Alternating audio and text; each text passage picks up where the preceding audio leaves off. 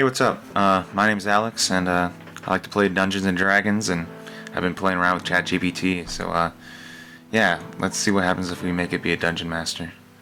I've been working on like a intro prompt that I feed it at the very beginning.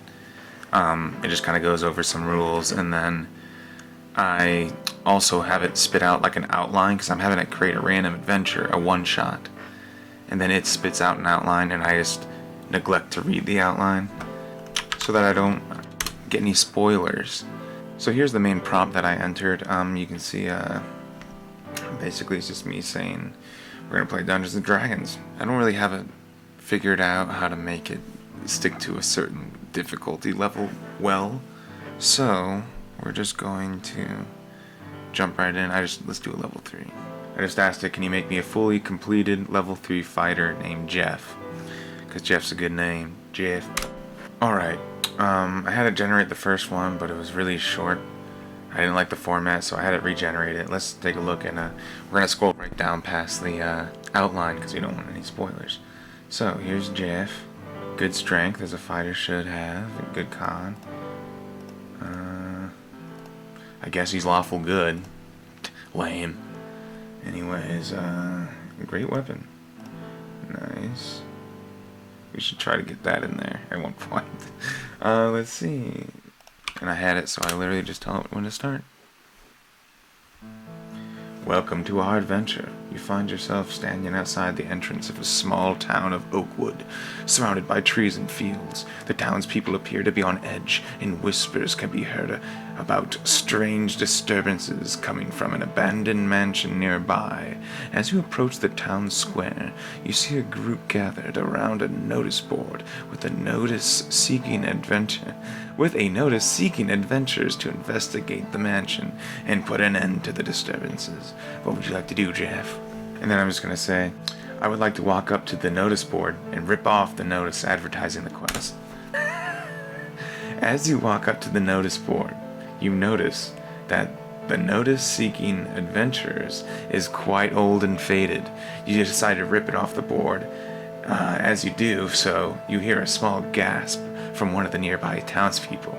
They seem to be taken aback by your brash actions, but don't say anything. What would you like to do next, Jeff?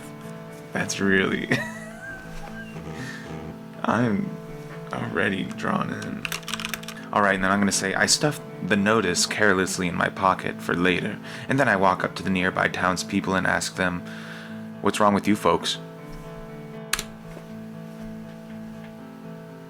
You approach the groups of town people and ask what's wrong. They look at you nervously, and one of them steps forward and says, there has been strange noises and movements coming from the old mansion on the outskirts of town. We fear that something dangerous may be lurking inside. The rest of the group nods in agreement, looking worried. As you stand there, you feel their eyes on you, as if they're waiting for you to do something. What do you want to do, Jeff?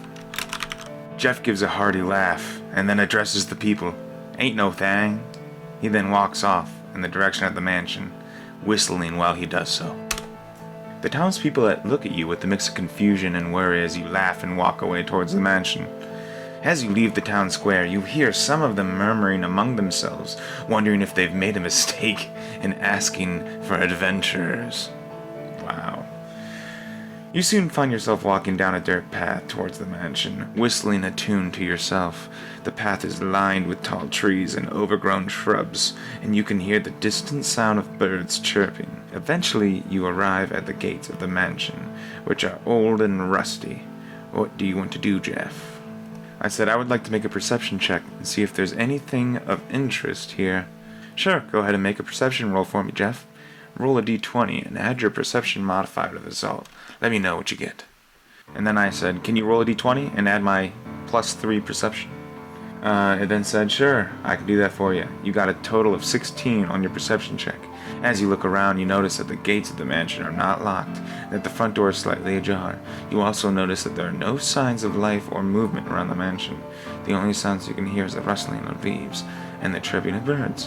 What do you want to do next, Jeff? I then said I want to make a stealth check as I move up to the door that is slightly ajar and then peek inside. And I found that it's good to keep it in the D&D mindset and continue to instruct it to give me skill checks. Definitely makes a better game, I think. Alright, go ahead and make a stealth check for me, Jeff. Okay, well, I guess I just went right through it. Okay. The dangers of just asking it to roll for me. Next time I'll get a dice. Anyways. Yeah, so I asked it to roll a d20, and it said, sure, I can roll that for you. You got a total of 11 on your stealth check. Doesn't really tell me how that breaks down. Anyways, you approach the door quietly and peek inside. You see a dimly lit hallway with several doors leading off to either side. There doesn't seem to be anyone in the hallways, but you can hear a faint sound of movement coming from one of the rooms to your left. What do you do, Jeff? And I also tend to basically rewrite back what the DM is saying, in the sense where, like here, for example, I would like to quietly stealth over to the room on my left with the faint sound and look inside. Alright, make another stealth check for me, Jeff. You know what? Screw ChatGPT, is not good for anything. Let's see. We're just going to roll d20. 18. That's very nice. Yeah, got it. Oh, okay. Hey, he's a stealthy boy. I'll take it. +2. Wow, that's a great roll. With a total of 23 on your stealth check, you move silently towards the door and peek inside. You see a large room with a table in the center and several chairs surrounding it. There are papers scattered all over the table and floor, and a candle on the table is providing the only source of light in the room. There are two figures in the room, a man and a woman, both dressed in fine clothes, and their backs to the door. They seem to be deep in conversation, and don't seem to have noticed you. What would you want to do next, Jeff? I would like to make a perception check to see if I notice anything else in this room. Answer my question, and then wait for me to tell you what I do. Okay, we're rolling ourselves. +3. Oof, that's not good. I ain't seeing nothing. With a total of 8 on your perception check, you don't notice anything else of interest in the room besides what you've already seen. What do you want to do next, Jeff? Wow. And then I said I would like to move quietly over to the candle in the room. I will lick 2 fingers and try to extinguish the flame with my moistened hand. Now let's change the digits. Alright, make another stealth check for me. Dang. Let's see. Okay, 13. With a total of 16 on the stealth check, you quietly move over to the candle without making any noise.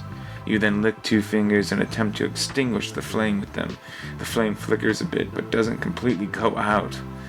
It's still producing some light in the room, but it's now significantly dimmer. What would you like to do? I guess I should have done this.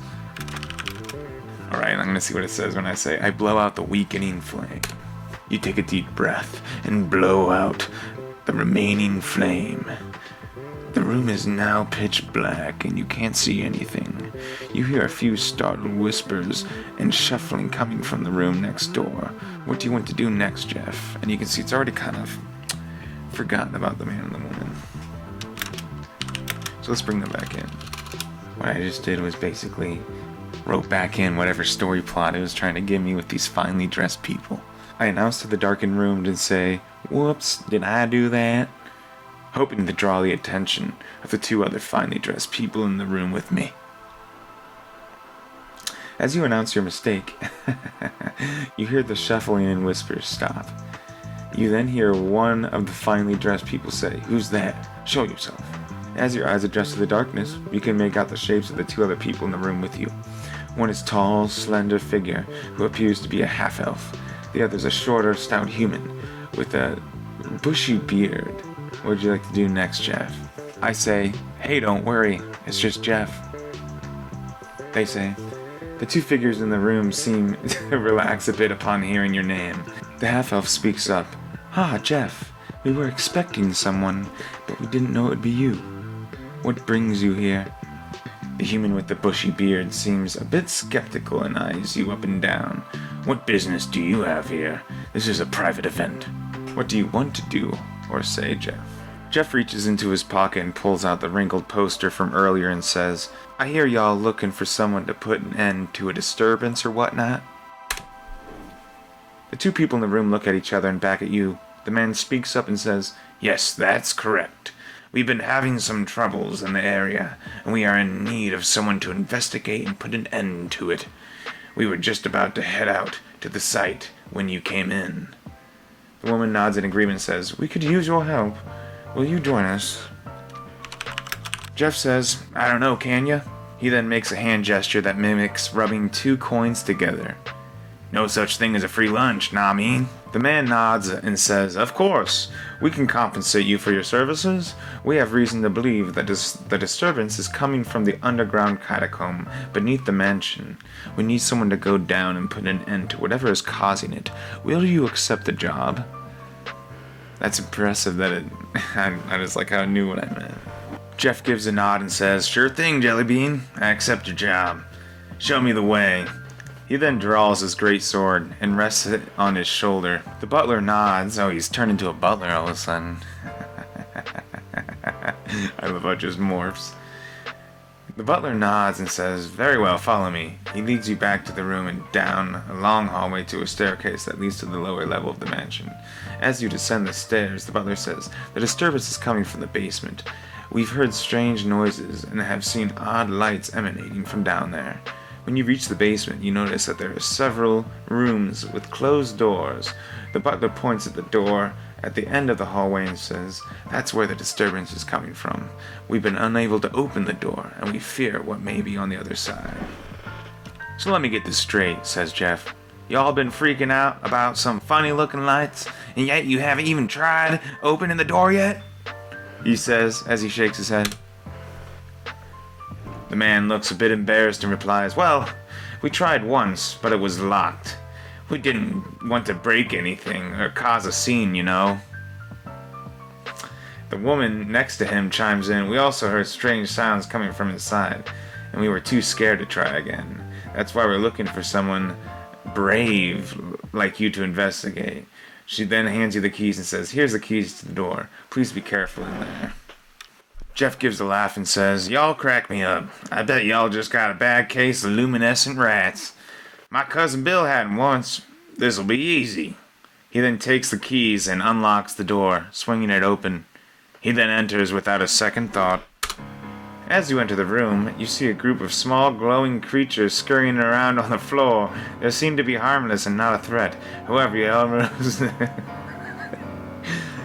you also notice that there are strange markings etched into the walls and floors of the room, as well as several glowing crystals that emanate a bright blue. It seems that there's more to just luminescent rats. What do you want to do next? As you enter the room, you see that it is indeed infested with small glowing rodents scurrying about. They seem to be easily startled by your presence and skitter in all directions, making it difficult to catch them. You stomp your way around the room, trying to squash as many as you can, but some manage to evade and escape through the cracks and crevices in the walls, but not all of them. After a few minutes of chasing and stomping, you manage to clear out most of the rats. The room is now quiet and still, save for the occasional sound of a rat squirring away in the distance. It seems that the source of the disturbance has been dealt with. As you turn to leave the room, you notice a glimmering object lying on the ground near the corner. It appears to be a small jeweled box. What do? Well, I mean, it sounds like I already got it, so maybe I'll just leave. But I suppose we'll take a look. As Jeff picks up the small jeweled box, he notices that it is locked. It seems to be a very intricate lock with no keyhole visible. However, Jeff is skilled in picking locks and can attempt to pick a lock if he would like. As you inspect the lock on the small jeweled box, you realize that it's not a typical lock that you can pick. It appears to be a magical lock, which would require a special key or spell to open. You can try to force the lock or break the box, but it might damage whatever's inside. Alternatively, you could hold on to the box and find someone with proper knowledge or tools to open it safely. Jeff will tuck the jeweled box under his armor and then walk over to the glowing crystals that emanate light that he saw when he first walked in, trying to kind of see what that was about or if it will continue that idea. As you approach the glowing crystals, you notice that they are emanating a soft pulsating light. As you get closer, you can see that they are embedded within the walls and ceilings of the room and seem to be connected to some sort of magical energy source. As you examine the crystals, you notice that they are quite valuable and could be worth a considerable amount of gold if sold to the right buyer. However, you also notice that they are somehow tied to the strange occurrences that have been happening in the mansion. What would you like to do? Jeff will touch one of the crystals embedded on the wall. As you touch the crystal, you feel a sudden surge of energy course through your body. The crystal begins to emanate a bright light, causing the entire room to glow in a vibrant hue. You feel a strange sense of power emanating from the crystal, and you realize that this must be the source of the strange lights that have been causing so much trouble. I don't know, I thought it was the rats. As you continue to touch the crystal, you suddenly hear a loud, rumbling noise coming from the other side of the room. You turn around and see a large stone slab slowly moving aside, revealing a hidden passage that you hadn't noticed before. It seems like your actions have triggered something, and you have uncovered a secret passage. What would you like to do? I forgot to read. Jeff shrugs and enters the secret passage.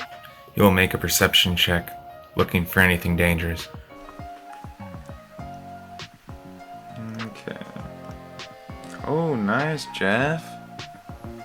+3. Oh, what? It rolled for me. As you enter the secret passage, you notice that the walls are lined with torch sconces, but they are all empty. You also notice that the passage seemed to be well traveled, with scuff marks on the ground and dirt on the walls. However, you don't detect any immediate danger. And I'm going to say Jeff moves down the passages, staying alert. As Jeff moves further down the passages, he notices that the walls and the floors are made of smooth gray stone, and the air is musty and damp. The passage twists and turns, leading him deeper underground. He can hear the faint sound of dripping water echoing through the tunnel. After a few minutes of walking, Jeff comes to a fork in the passage. One way leads to the left, while the other leads to the right. He can't see much down either tunnel, as both appear to be shrouded in darkness. What does Jeff do? Jeff takes the right passage. Because right is always right. You just keep going right, and everything works out. As Jeff walks down the right passage, he notices that the air is getting colder and the walls feel damp. The passage twists and turns, and he soon realizes that he's completely lost. The path ahead forks in two directions, one leading to the left and the other to the right. Both paths look identical. Jeff can hear faint sounds coming from the left passage, but cannot discern what they are. The right path seems silent, but he can sense a slight breeze coming from the direction. I'm going to say Jeff will take the left path towards the faint sounds. As Jeff moves down the left path, the sounds grow louder, and he can now make out what seems to be a group of people talking in hushed tones. The path opens up to a small chamber, dimly lit by a few torches on the walls. Jeff can see 3 figures standing in the center of the room, their backs turned towards him. From what he can see, the figures are all dressed with dark robes, and their conversation seems to be focused on some kind of ritualistic chanting. Jeff can't make out the words they're saying, but the tone of their voices and cadences of their speech make it clear that this is no ordinary conversation. As Jeff steps forward, his foot hits a loose stone on the ground, causing a small noise to echo through the chamber. The 3 figures stop chanting and turn around to face him, their face obscured by their hoods and their robes. Jeff makes himself seen and says, "Hey, y'all know which way the bathroom is? I gotta piss like a racehorse." As you step out of the shadows and make yourself seen, the 3 figures jump in surprise and draw their weapons. One of them, a burly half-orc with a scar across his face, snarls at you. "What the hell are you doing sneaking around here, human? This is private property." The other 2, a human woman and tiefling man, eye you warily. The woman speaks up. "We don't know anything about a bathroom. What are you doing here?" "Oh, what are you guys... How long have you been down here?" Jeff grins and puts his hands up in a non-threatening gesture. Oh, see, now I made a decision for me. Just messing with y'all. I'm actually looking for someone who's been causing some trouble around these parts. You haven't seen anyone suspicious around here, have you?" I guess he's playing the character well. The half-orc snorts. "We ain't seen nothing. And even if we did, why should we help you?" Jeff shrugs. "Fair enough. I'll be on my way." He then turns to leave, but keeps a watchful eye on the 3 figures. Alright, and then since it did speak out for me, though, I'm going to see if I can kind of really tell it not to do that again. And it's basically saying, you broke a rule of our game, do not speak for Jeff, and do not make any decisions for Jeff. If you understand this, please give me a recap of our adventure up to this point. I just want to hear it, recap it too, maybe refresh it.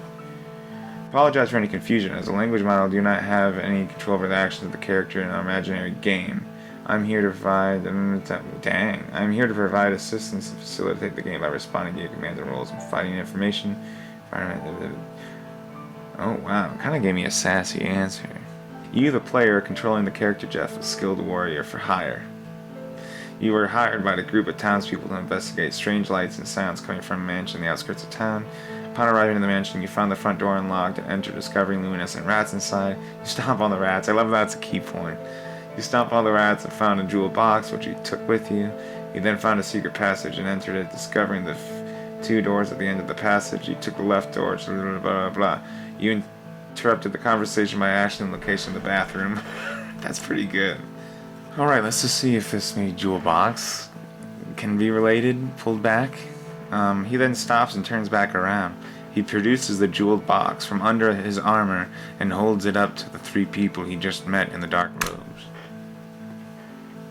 The three people in the dark robes look at the box with a mix of surprise and intrigue. One of them steps forward and says, "Where did you find that?" Jeff grins and says, "See, dude, there we go." Jeff grins and says, "Just lying around in a room full of luminescent rats, but I'm not just going to give it away for free, you know." The three people exchange glances, and one who speaks before says, "Very well, we may have a job for you, but first, we need to make sure we can trust you. Follow us." Wow, that was quick. They lead Jeff down a series of winding passages until they reach a hidden chamber.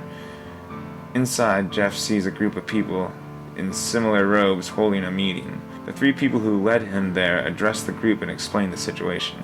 After a brief discussion, the people decide to hire Jeff for a mission.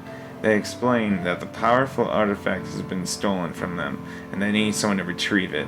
They offer him a handsome sum of gold if he is successful. Jeff accepts the gold, and the group provides him with the information where to start a search. He leaves the secret chamber, and he gets his quest. I just love how, all I did was turn around and say, "Well, I got this jewel box," and then all of a sudden it's just, he gets roped in. But I mean, he's making even more money now. He's probably like, "Oh, I can work with this." Let's just peek up. I want to see what the adventure, and now's a good time to look at the adventure outline. I'm curious what it looks like. How well has it been doing? Introduce the player, or strange. I guess there's supposed to be a battle next, but it's kind of like in a loop of quests. But I don't know. Let's find out. Maybe I'm wrong. Maybe I'm just small-brained. In fact, let's just stop it there, and we'll pick up later. I don't know. I think this is fun. I've been trying to figure out how to make this even better, and hopefully it'll only get better as time goes on. So yeah, stick around. I'm gonna make a bunch more of these. These are pretty fun to make. So yeah.